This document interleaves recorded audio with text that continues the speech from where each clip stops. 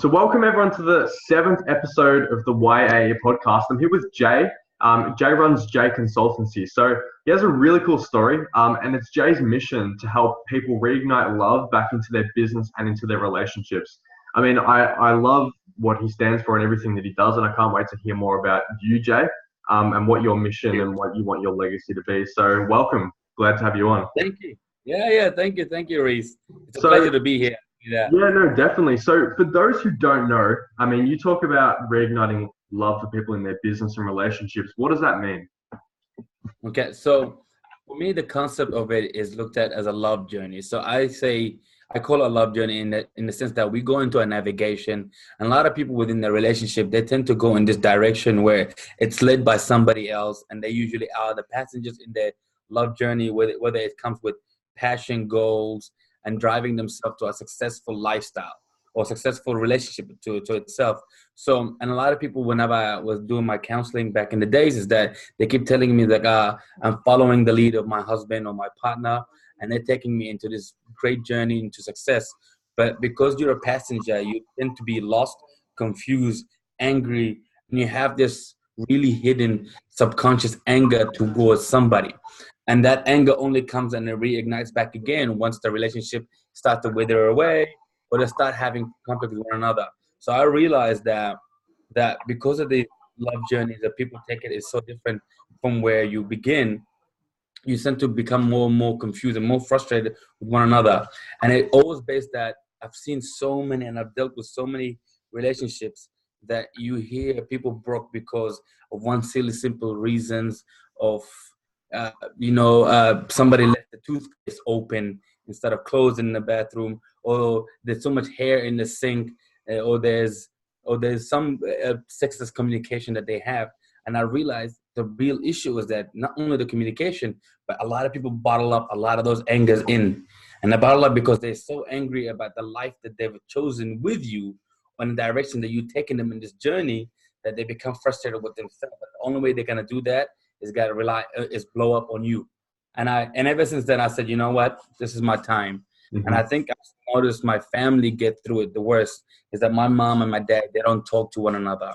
They've lived together now for 30 plus years, never spoke to one another. We've had a really, really horrific upbringing, and they never spoke about it. The F word in our family is feelings. So because of that, nobody talks about it. And we've had a tragedy when we were young, like my little sister passed away when she was very young, and we haven't spoken about it for 20 years. Wow. And because of that, it's just so much anger. So we moved from one country. We went from Sudan to Dubai, from Dubai to New Zealand, from New Zealand to here. And because of that, none of us had, like me and my brothers, but didn't have proper schooling. We never had friends because we moved from one school to the other. We never had good, solid foundation. We call it home. So because of that, we struggled. And that struggle itself made us realize that we are almost alone in this journey that we're going through. And because of that, every single relationship I've ever had, it always ended up with me self-sabotaging myself. Mm-hmm. Me really ending the relationship so soon, so quickly, or that I would get into many partnership with too many partners, should I say, and leave early because I just realized it was getting too close and I don't want to. Never understood that. So that's why I went into a huge journey of learning for myself, and I started studying psychology. I did the undergrad psychology, and then I did my postgrad in mental health. Then I did behavioral psych. I did forensic, and I did behavior analysis. So I really try to understand myself, and that's what opened my eyes on where I am. And I did that now. I've been studying now since 2005, and I'm still studying. I'm finishing off my third master's, and I'm going through this journey because I understand I want to learn for myself. And then I realized that's my passion, and I've been doing it now for close to 11 years. And so I decided Jay Consultancy has to start. The Love Journey course has to begin. And I have to get people out of the rut that they're feeling through, where they feel like they're stuck. They're feeling that they're going nowhere. They feel like in this direction where they're heading nowhere. So I said, that's it. This is the moment. It's the time to make an impact and make a change. So I want to take people on this journey. And this is where I start meeting people like yourself, amazing people in the YAE group itself. And I'm learning and I'm growing and developing myself as we go. That's awesome. So it's correct me if I'm wrong, but it's becoming really clear to me from what you've just said that it's not so much about someone and their business or someone and something else that's happening in their life. It's you helping them understand them first before they can go out and Yeah, attack. correct. So the course itself, so Love Journey course, the course itself, it's 6 weeks course. The first 2 weeks that you have to develop and learn from yourself. So I have to make sure to make you reignite the love, the passion that you have for yourself. Yeah. There's no point of you learning to love someone else when you hate yourself. Yeah. Every single start within. So I go through a huge understanding who you are, understanding your upbringing, understanding your own reflection, your own perception, and then I start tackling your emotional intelligence, your learning style, your personality, all of that to make you the most iconic person possible. Make you ignite so strong and have this amazing personality about yourself. Make you look in the mirror and have honest communication about who you are. Develop this shield within yourself to really protect yourself from negativity, self-doubt, and self-sabotage. And instead, enrich this idea of I can, I will, I do, I will become, and have that strong mentality. And once that happens, it's a metaphor of growing this amazing tree of enlightenment, where I make sure that the foundation of it, which is the environment I surround with, is built with nothing but good nutrients and good positivity and good healthy environment, for it to be a strong trunk, which is your backbone, your individuality, the way you can really talk to yourself, says I am, and you become this amazing big tree. And the leaves people the world see when they start saying, okay, I know who this person is. This Reese person is amazing. Look how beautiful, strong, and mighty he is, because he's standing strong. And it's all power of this course that we're going through. And then you start understanding the power of gratitude, the law of attraction, the power of understanding your upbringing, but cutting loose your past to envision yourself for a better future. From there onward, then we work on the next 2 weeks. We work on the relationship side, your attachment style, your communication, the problem-solving mentality, how to increase your sexuality back again, how you ignite the chemistry and the love between one another. And the last 2 weeks is that we do a one-on-one coaching with me and you, to make sure that everything that we have learned, you can add there and take it to the world, facing the world with no more hesitation, no more problem, no more confusion. Become the best power couple you can ever become. Yeah, and you explain it so well. And I mean, it really resonates with something I heard from Ty Lopez, who I'm sure a lot of people know. And he said that, the example that he gave is that when you're on an airplane, for example, and they're doing the safety brief at the start of the plane, they always tell you to put on your mask first. Correct. Yes. Correct. When you crash into the water and the mask drops from the roof, put on yours first before trying to help everyone else. And it's correct. so like, how can you help someone who has depression when you haven't even helped yourself first with that? Or correct. Help yourself first and understand yourself first. Exactly. Yeah, and I agree with you 100%. Reese, you said it perfectly. And the thing is that we tend to be so negative to ourselves. And I give you that saying, treat others the way you treat yourself, or you like to treat yourself. And I like to flip it, where you treat yourself the way you treat others. You don't never become so negative to people. You don't criticize people the way you criticize yourself. You never go out there and tell people you are shit. But then why would you say it to yourself? Yeah. You never go out there and tell people you are useless, you are horrible. You never do that. Then why would you do that to yourself? And we tend to be so self-critical, self-inflicting to our ego, that we deflate ourselves so much and wondering why we don't succeed. We start saying to ourselves, we suck, we're not good. But you don't say that to other people, so why should you say it to yourself? Exactly right. Yeah. It's such an important point. I mean, just the fact that people need to, it's something that I've learned, like, I need to understand what I do and how I do it before I can actually go out and help other people do that. Yeah, exactly. So where did this stem from? You talked about you've done quite a few courses. How did you get to the point where you said, this is my calling? Because sure. It's hard to do that. Yeah. So it all began because I've always had a vision that I would have to work for myself. And I thought about maybe opening my own respite facility, opening my own service, opening my own stuff where I work for myself, until I stumbled upon Sam Oven's course. Okay. Yeah, his Sam Oven course was consulting.com, or the accelerating work. It was just phenomenal. And ever since then, I realized, you know what? I never thought about doing the consult part of things. I've done it throughout all my career, but I never did it myself. So I said, okay. And then exploring the idea of doing it as a course, where you can do an online course where people come in, have their own flexibility of doing the course whenever they want to.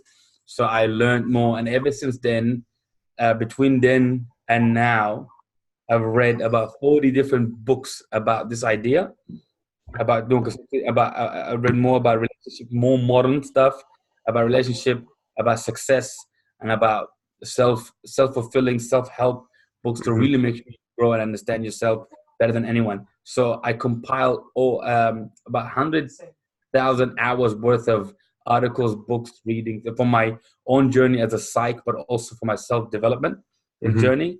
I compiled out all that into 20 different online courses, put together, a module, should I say, put that together with each session having its own homework. And I will never accept you for the next session unless you finish your homework. Sounds tedious, but I need to be able to make sure that you're doing the job. So I compiled all that together. And this is where I realized. So Sam Oben started it, and then Ty Lopez 67 Steps, and his and then I read the Grant Cardone's book 10X. I read the Millionaire Success Habits. And I started, and then I did some of the courses from Kerwin Ray, Billy Jean, and what was the other person? And not Gary V. Frank Kern. Yeah. I did all that work together. I just said, you know what? This is something I can do. This is something I can really empower myself in. And ever since then, I took it off.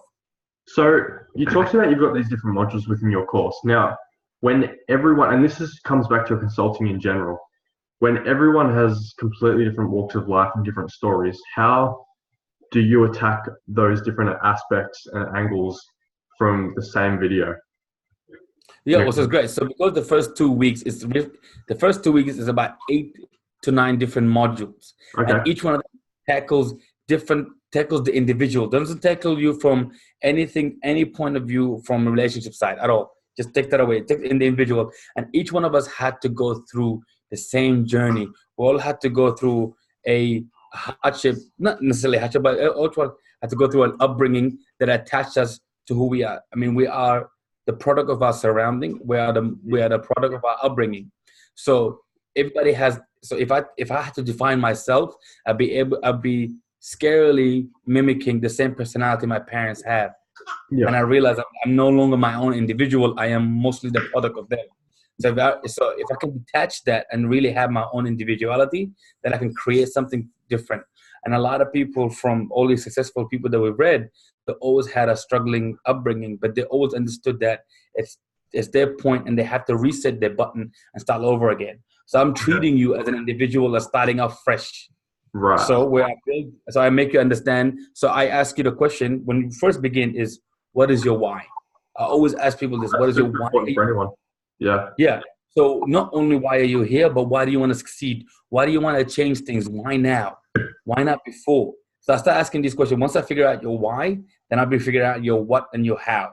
These are 2 steps that I can easily break through and understand. And I take it from the 4 pillars of life.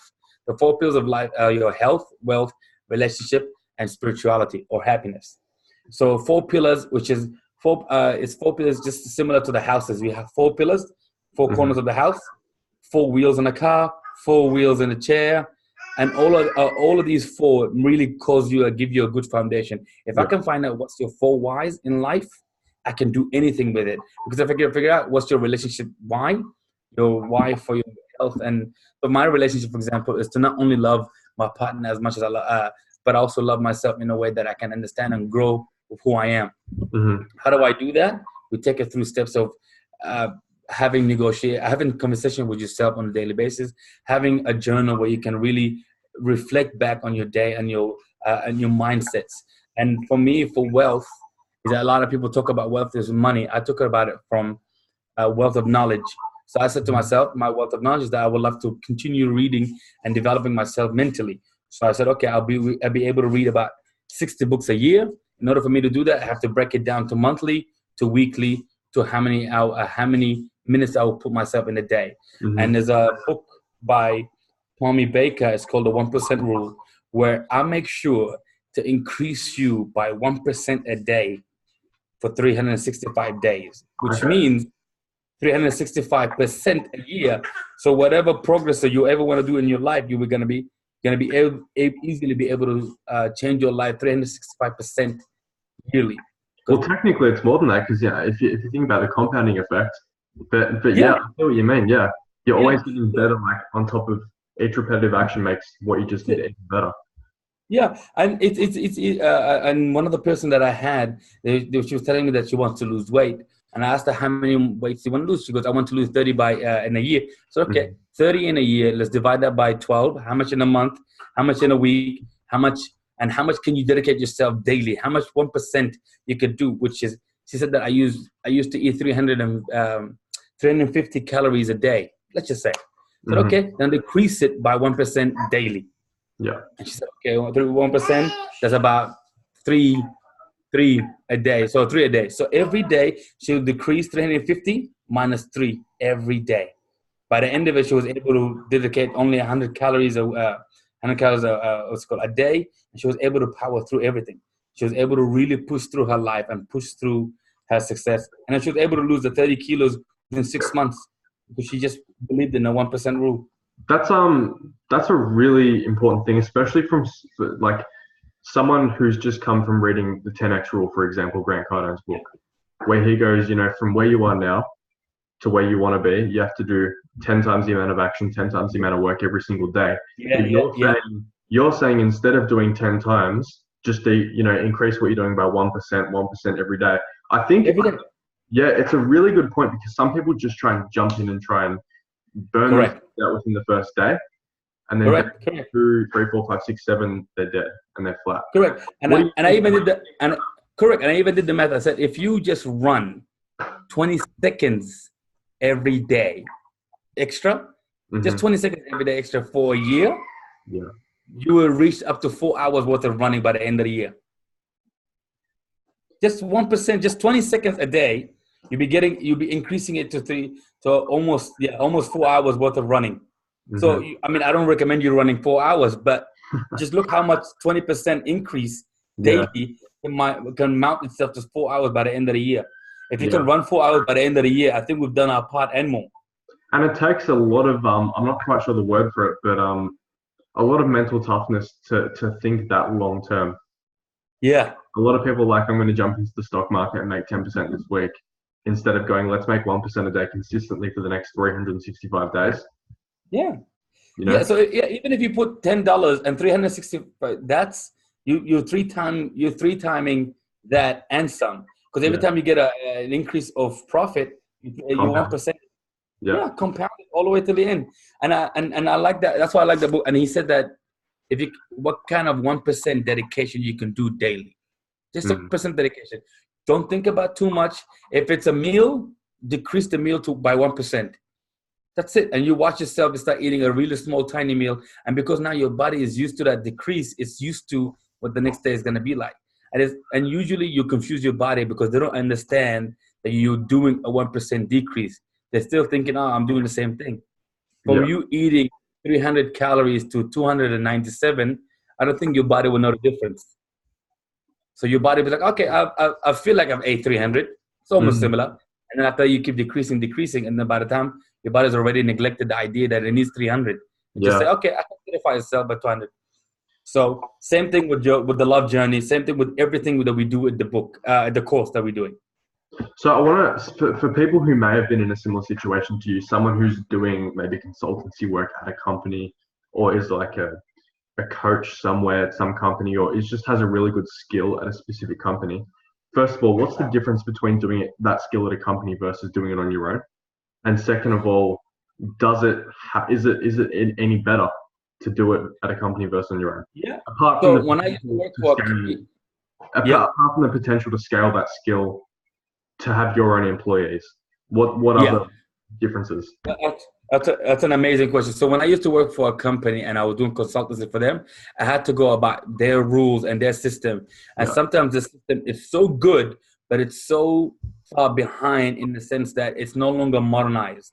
They Right. think about we started this company about 20, 30 years ago, and we've been doing this model. But they don't know we have now modern problems, which is not only come from the cyberbullying, for example, or from coming from the social media world and the lack of understanding of ads within a modernized time. So because of that, people tend to neglect that idea, and they just still give you the same solution they used to give you back then. And I found myself so compound restricted within just that format. And I never understood how to break free. When I started learning for myself, I learned that not only can I indulge in this idea from different amounts of wisdom from all around us, but also figure out what's new, what's really happening there, and start to adapt ourselves to what's new coming. And I think even Zig Ziglar mentioned it, that don't change. So if you're facing with a problem that you don't find a solution to, change the way you execute it instead of make the excuses.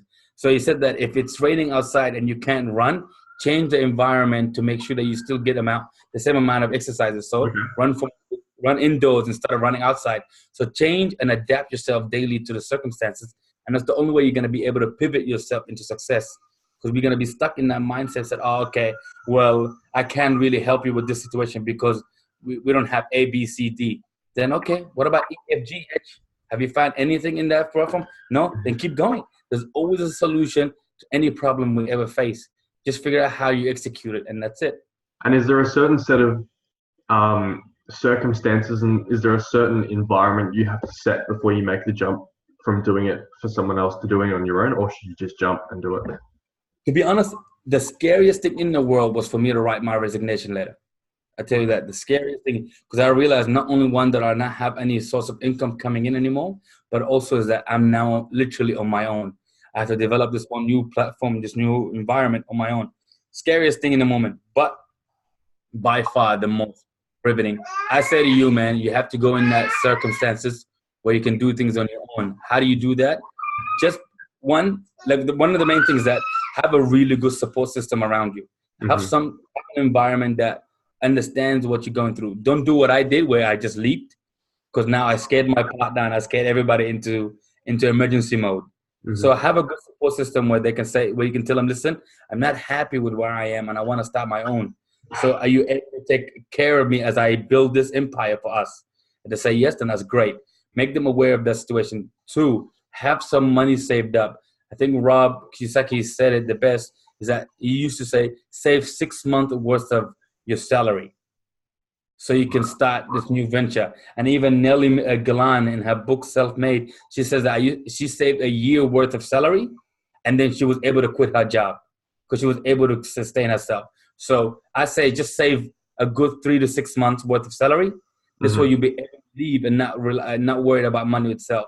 Cool. Last but not least, before you quit and really dedicate yourself to that new commitment, make sure you have a little bit of small investment going on for you, whether it's small trading, housing, any small investment, so you can at least have a little bit of small income coming in. If you can have these 3 set up, then you won't have the worry and the stress that I had starting this whole business, because I was worried about, okay, I need to get my next client now. And I put more pressure on myself, worried about when's the next client coming in. But if I had 3 of those things ready, then I would have been able to, okay, my partner will take care of the finance from now on. I have investment going on to bring me money in, and I have a saving going on. Okay, now I can just really focus on this. And it takes about 3 good months for you to really develop your business the way you want it to be. Because as we do work for our own, we really dedicate a good 10 to 12 hours a day to our craft. And if you can do that for 6 days a week, in 3 months' time, not only would your business grow, but you will grow, and the success around you will just compound itself to a higher level. 100%. So I want to get back to the love relationship between, yourself and, well, anyone in their business. LeBron James doesn't wake up every morning loving basketball. I mean, he's got to have days where he goes, man, I don't want to get up. I hate this shit. Correct. What's the relationship for you that you think is important for someone to have between themselves and their business? It's huge. And the thing is you don't have to be constantly daily in love with it, but you're going to be, for me, it's in love with the vision that you have. what is your vision a year from now? If my vision in a year from now, as you, let's say for yourself, your vision is to have that university going. For me, my vision is to have about 20 clients in a year, 200 clients in a year's time. That's my vision. Mm-hmm. So my daily struggle is to fulfill and nourish that 100, 200 client vision that I have. Mm-hmm. So every struggle, every day, I know that it's the vision, it's the end goal in line. And one of the things that we worked on in Psych is that whenever we write our report, we always write the report with the end vision in line. So we always have the vision of the end result before we even begin writing a beginning of a report. So for me to have to see the future, or to satisfy a future that I always see, I have to envision it. So every day that I work hard for is because of that vision that I had in a year's time. Mm-hmm. So I do whatever it takes to make sure that 1 year vision, it's coming and it's happening. How far ahead should that be? Should that vision be, just something that you want to, because there's a big difference between, in my opinion, a vision and a goal. Because Correct. A vision is something that you want to achieve long term, and a goal is something that you set, but it's always going to change because obstacles are going to come up. But at the end of the day, you're striving for that end goal. Sorry, vision. And vision. How do you set that vision? Is it something you set and say it's going to be 1 year from now, 5 years from now, or is it just something you want to achieve and then you're done? Correct. So I don't believe in a 5-year goal. I don't believe in a 10-year goal. I believe in a 1 year goal. That's it. So I see all I do is that my vision comes to me through my meditation is that I see myself in a year from now. I see myself, what I'm wearing, where I live, who am I with, the business that I have, and I vision everything in almost in details as I go through this little meditation journey that I go through. Mm-hmm. So I have that vision, and that vision, what I do is that I break it down individually. So if I see my health, let's say I look physically healthy, let's say a 6-pack, shaved beard and all that stuff. If I have that look, then I say, okay, if that's my vision in 1 year's time, let's go back to today and how can I get there in 12 months? So I started breaking down in 12 months, and I break it down to a monthly progress and a weekly progress. So my vision was to lose 30K, let's say, by the end of the year. Then by that means is that I have to lose roughly about 4K a month, mm-hmm. which also means 2K a fortnight, 1K a week. So if I have to do that, then whatever I have to do daily to make sure that I achieve my 1K loss. So that's how and that's how my goals are set. My goals are set daily to fulfill the vision that I have.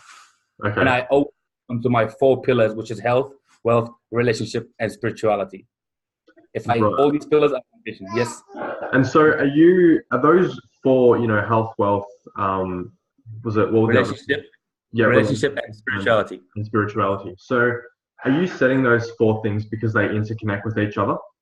Or are they just 4 things that you put up there, 4 different goals in 4 different areas? I think everything has to connect with one another.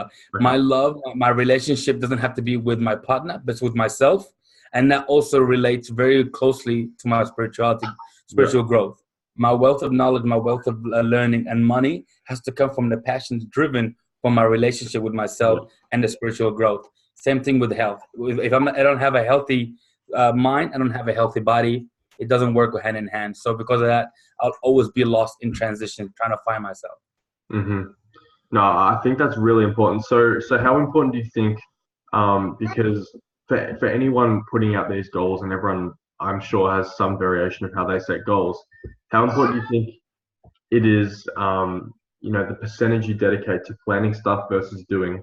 Because a lot of people want to have the Ferrari and this and that, and they spend so much time manifesting it, but when it comes to doing to actually achieve it. Correct. So my goals has to be, as I said, it's just a 1% increase. Mm-hmm. But if I write a goal that I feel really like it really trickles all my body and really fires me up, I know that goal is real. But I took it also from another sense. If I write a goal that makes me feel uncomfortable, then I know I wrote the right goal. Nothing in my life will ever progress, or nothing in my life will ever grow if I don't feel uncomfortable at first.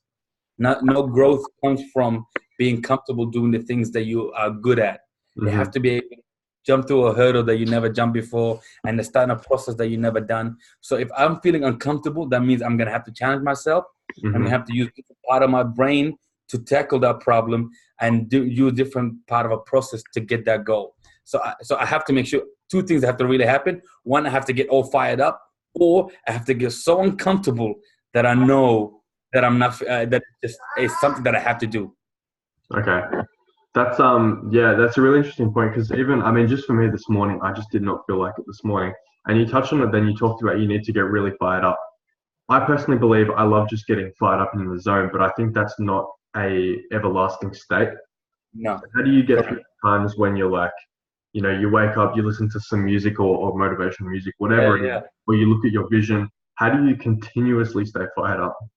Brilliant. No, I think it's a brilliant question. So there's three things that usually happens, and I mimic and I make sure that all my clients know this. Three things. One, believe in a ritual. Okay. Have a ritual that you don't think about, but you just do daily. For example, everybody wakes up and has almost breakfast or a coffee first.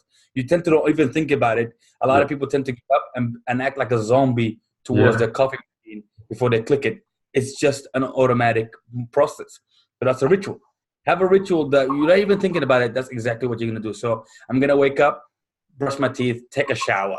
And as soon as I take a shower, I'm awake. It'd be weird if you can still be sleepy after a shower. But I'm just saying, so have a ritual. So I wake up, have my breakfast, and then I meditate for a good 20 minutes. Okay. And have my coffee. So that's literally my process. And that's a ritual. I don't think about it, just happened to happen. So that's one.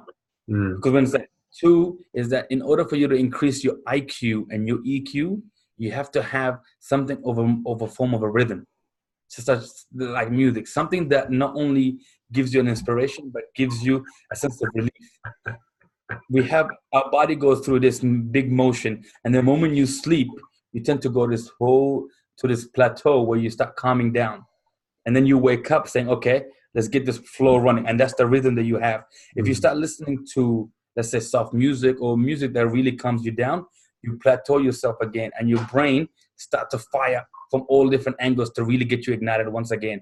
And that's how people increase their IQs and EQ. If you about to, let's say, write an online program or write a blog, but have 10 minutes before that where it's just total silence, you'll write one hell of a blog that you have no idea where the hell that came from. That's really interesting. Yeah, because your brain starts saying, okay, I was excited about writing the blog, so you all fired up, and all of a sudden you got 10 minutes of just peace and quiet. Your brain's like, okay, I'm ready, and it just goes in a plateau, and then write yourself out. So that's the second thing. Third, which is the secret weapon of all weapons, it's a journal, a gratitude journal. You write 3 things that you're grateful for, regardless of whatever crap day you had before and crap that you think you're gonna have later.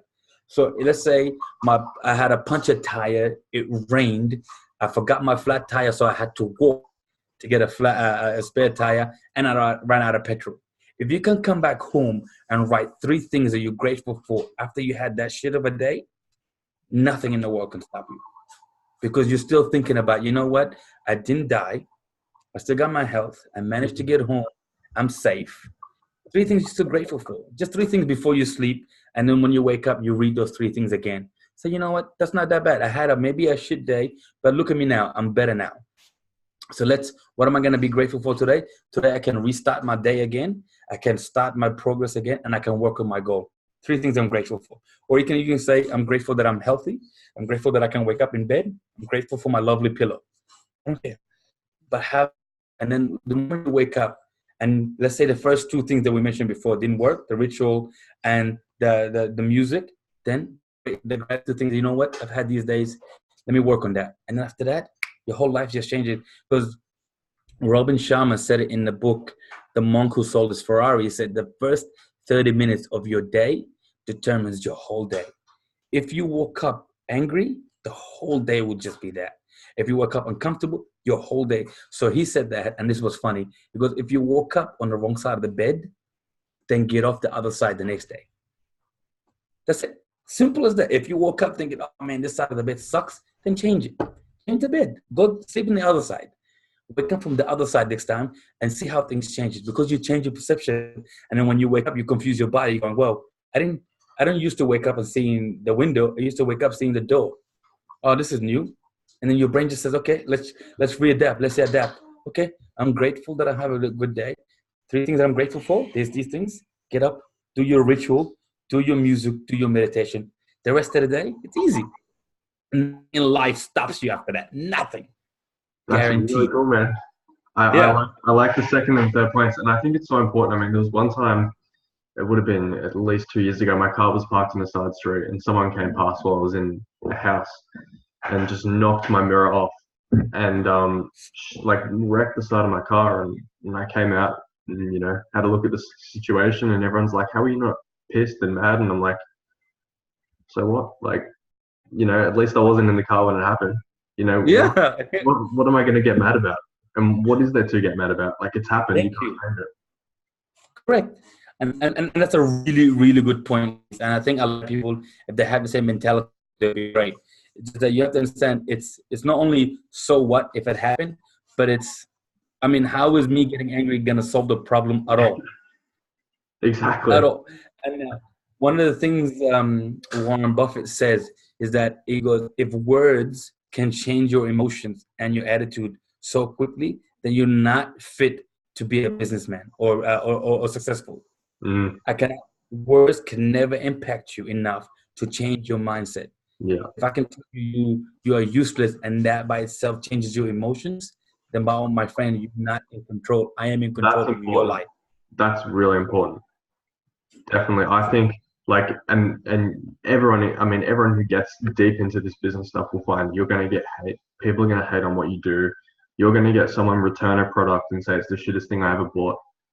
But if you take that to heart, and to some extent you do have to take it to heart because it's something you're putting all your energy into. But if you show that, Yeah. well then you've already lost.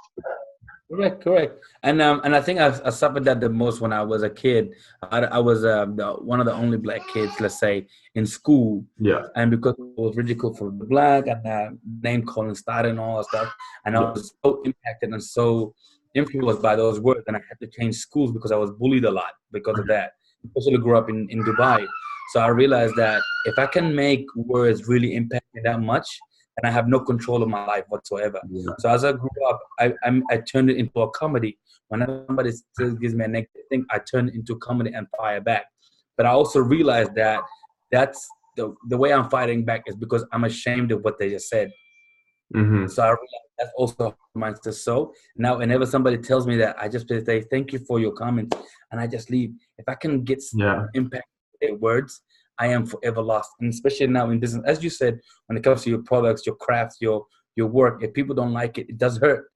But this is just one person's point of view from the thousands others that didn't have the same point of view. So why am I focusing on one negativity? And I think Dr. Sue Johnson said it in her book, said that because we are an evolution of, part of our evolution is to fix our faults in order for us to survive in a world that's trying to kill us. Let's say with animals, predators, and so on, is that we always hold on to the negativity and ignore the positivity. Yeah. Because it's like, okay, how can I fix this? If I tell you 20 things amazing about you, and I say I don't like the fact that you call it young Aussie, you're gonna be going, okay, why did he not like that? You're gonna ignore the 20 amazing compliments. Exactly. It's one person out of the other 4,000 people in the group, and people let it get to them. And they do. Yeah, I think it's important to understand as well. Maybe there are some days that you just delivered an absolutely shit product, or maybe you just didn't put as much effort into that person's product, and they file a chargeback. Okay, but oftentimes I find when someone gives you a negative comment or reflection, it's often or bad review. It's oftentimes just a reflection of them. Correct. That's it. Correct. I like that. Correct. Yes. Maybe they were just having a shit day. But if someone files a chargeback and with no real reason, maybe they're going through financial trouble and they just take out that problem on you. Correct. I actually know people that have delivered a great product to someone, a coaching product, and they've charged $5,000, whatever, and they've delivered consistent value over the year of the coaching program. And then 2 years later, the person comes back, files a chargeback, and the coach says, "Hang on, what are you doing?" And they say, "I've just fallen on hard times and I need some money." It's like, hang on, that's not a reflection of me. Yeah. Coach, that's you. That's you. That's it. The coaches will take that to heart sometimes, but you just have to learn not to. Yeah. It's hard. It's hard though, because it's your all hard work. Yeah, And you're thinking maybe I failed some, but no, it's true. But as you said, you got to make sure you don't make it, I guess, fall back on you or make it affect you as much as possible. Yeah.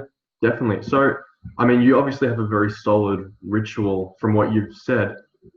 For those that don't, and I think I still am perfecting mine, to be completely honest, is there a basic structure that people should follow for a morning ritual, for example? Yeah, so I'll give you what not only Robin Sharma mentioned, but this is what he does in motivational speaking that he gives to everyone. Yeah. So his theory is that if you wake up, you have to make sure you wake up at 5 a.m. regardless of what kind of a day you had. Okay. Of course, the 8 hours, he doesn't believe, which is interesting. He doesn't believe in 8 hours sleeping. He believes in 5 uninterrupted good hours of sleeping. Right. 5 hours of sleeping is enough for your body to reset itself. Right. 8 hours, right? But 5 uninterrupted hours is equivalent to 8 hours. That's his theory. You don't have to follow it, but that's his theory. And I follow that now. It's amazing. So I sleep, let's say at 11 o'clock, and I wake up at 5. So that's usually 6 hours. But because I have a baby, it's not usually uninterrupted. Yeah. But when I have good 5 hours uninterrupted, that's usually my thing. So Mhm. wake up at 5, and without even hesitating, I always usually get up, recite the 3 grateful things I have in my mind before I even get out of bed. Mhm. So I'm glad I woke up. I'm blessed that my baby's alive and safe, and I'm happy that today is a new day. 3 things. Yeah. I don't even think about it. Just 3 things I'm grateful for. Go straight into my shower, have my quick shower, and as soon as I come out, and because it's still dark, I just use a small light in the living room, Okay. and I just meditate. And it's because it's 5 again, because I like that morning, it's just total silence. I get good 20 to 30 minutes of it, but I recommend in the beginning just do 10 to 15. And honestly, this is exactly this is the journey that I go through. And I'm going to share this with you now. So this is exactly the journey that I go through when I start doing the meditation. So I close my eyes and I go through this new path. So what I do is that as soon as I wake up, I believe I wake up, as soon as I meditate, I feel like I'm in this amazing, beautiful, vast forest. Clear forest, nothing but green. And Mhm. it's just a dark day, a dark night, sorry, should I say. And it's beautiful, beautiful. And the wind is dancing with the grass. And it's such a beautiful moment. And I walk through this amazing path. And then I'm not scared of this darkness because the moon shines in this new pathway through the forest and I'm aware of it. And I don't feel like I'm scared of this forest. I feel like it's more inviting me in. So I Mhm. go to this forest, and as I see the forest, I see all the animals almost clearing a pathway for me to go through towards this amazing waterfall. And at the end of this waterfall, the waterfall is hitting the water below it, and there's a huge gathering of animals around it, and they're all drinking from that water. And as I get closer and closer, I see 3 of most important people in my life standing right next to that water. I see my wife and my kid, and I see one of my mentors standing there, just waiting for me. And as I go there, and they seem to be directing me towards the reflection of the water. As Mhm. I look down, I see a year from now. I don't see myself. I see myself in a year from now. I see Right. myself a seminar in Crown. I see myself working with Cohen Ray. I see my clientele raising up to 100 to 200 people. And that's the kind of vision and I see it so clearly. And the moment I see it so clearly and I believe in it, that the fact that it gives me a goosebumps and I feel my heart is racing, then I go out there and I reach for the water and I drink it. The moment Mhm. I drink it, I wake up. That's my That's journey. awesome. Yeah. So as soon as that happens, and that it happens, I don't indulge myself with my phone or any social media. I get one of my books and I start reading one of my books. I Yeah. highlight the stuff that I think is important, and I circle the stuff that I think I should go to indulge in. And the moment I do that, I write a little scripture, a little blog, and I post it. Okay. Only then that I start using my phone and the TV or whatever it is, or any technology. But till then, from now till then, I avoid it completely. And after that, I start having my morning routine. So after that, my baby's usually awake by then, so I had to feed her. And then I start going my ritual throughout the day, where I start working on my business, Yeah. start working on myself, and then so it usually starts at 5, and by the time I'm done, it should be around 7 o'clock. It's usually around 7 a.m. So it takes about 2 hours, 2.5 hours to get me started. And only then that I feel like, okay, the rest of it is just going to be great. Mm-hmm. And this is how usually my morning ritual starts. And this is, most of it was copied from Robin Sharma and his motivational speaking, and he does to 1,000 others. But and then I started making it into fits around my lifestyle. And that's the idea.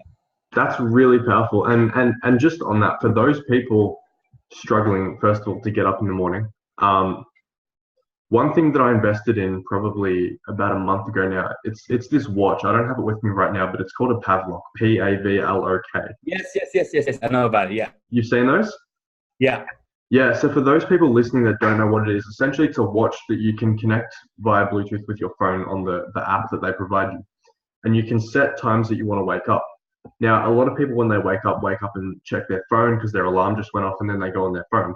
But what this watch does is it actually, you put it on your wrist, obviously, and it electrically shocks you. You can set the pulse or the whatever it's called, and it shocks you to wake you up. And for me, I have it set so that it only turns off when I do like 10 jumping jacks or 10 star jumps, whatever it's called. Yeah. And that way I have to physically get out of bed, do my star jumps, and then I'm awake. Like I'm ready to go. So those people wanting to get into a routine that Jay's mentioned, that's definitely something that I would look at because it actually helps you get up, get out of bed, and start your day. Correct. And what was mentioned is that he said that not only put your phone away, like far away, sorry, but put it to a song that you love so much that you almost have to get up to enjoy it. Yeah. So the songs that I had was on the way by, and I used to put the phone so far away that I have to literally get out of it and walk to turn off. But by that time, I'm already enjoying at least good 10, 20 seconds of the song before I officially get up. And by that time, I'm already okay. I said to myself, okay, I'm already up. There's no point in me going back to bed. Definitely. So I'm already up and a ritual. And yeah, people have a million other ways. And some people, as you said with your idea, which is great. But I think there's another one, which is aura. Okay. And what it does, aura is also what it does is that it catches the rhythm of your sleeping. Yeah. So it doesn't wake you up when you were in deep sleep. Yes. Because when you wake up, you feel uncomfortable. But it wakes you up and back from it. So when you wake up, you feel, okay, just an amazing dream and I'm good. Rather than, okay, I'm feeling tired all of a sudden. It gets you into the moment when it doesn't get you up when you're up or when you're down, but mostly when you're about to plateau. Yeah. It's also great. Yeah, and what you do with that is that sometimes people just put their phone next to them, and it just catches your rhythm of sleeping, and it only wakes you up when you're in a good rhythm. Yeah, so I've used those apps before. They're really cool. Yeah, definitely. Set yourself 5:30, you do maybe at 5:27. Because it says, okay, that's you're a good time. So they wake you up. The Pavlok watch that I was talking about before, it has a feature where it tracks your sleep and does a very similar thing. And so it'll give you recommendations of when you should set your alarm based on what time you go into bed and those sorts of things based on your sleep.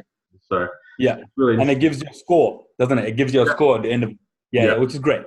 Exactly. So I want to ask you, based on everything that you've done in your life and that you're doing now that you plan on doing, in 5 words or less, what legacy do you want to be known? Like, what words do you want to be known for?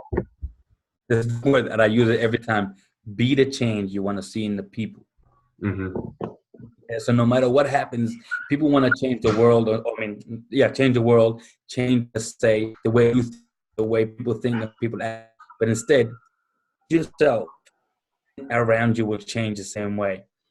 All have a certain vibration, a certain energy, a certain chemistry that we share with everyone. The moment you change, everything around you will mimic or copy you in the same platform. It's the same concept. If you start, let's say, up and let's say start vacuuming the house, say your partner at that time will look at you and say, okay, he's cleaning. Just by okay, I'll clean as well. And same thing if I'm reading a book and everybody's in a quiet mode, they'll be like, okay, might as well I can read the book. So be the change that you want to see in the world. And there's no point of you changing everybody else with that, you changing yourself. So make the effort to really have the personal development within yourself. That's the only way you can change everybody around you. Perfect. Now last thing for everyone listening, what's one thing that you've always told your top clients and top clients that you currently work with? What's the one thing that people should start doing in their lives to get a better understanding of who they really are? The one thing that you teach your top clients. I always teach these people before the end of the first session. So it's all about this mountain. So imagine yourself in this amazing, sturdy, powerful mountain, tall, big, and this is who you are as a businessman or a woman, as an entrepreneur, whatever it is, but just as a strong mountain. What happens is that in mountain, you're gonna find a lot of animals that live off you. Yeah. So they feed off your nature, and you have like plants and trees that also feed off your mightiness. Yeah. Right. So what happens when you meet another mountain, but they have the similar characteristics? Yeah. People say ashes because you're so compatible, but in reality is that when you get two mountains, you get a stream in the middle, and a stream is a metaphor for new creation, a new life, a new beginning, and a new opportunities for everybody else around you.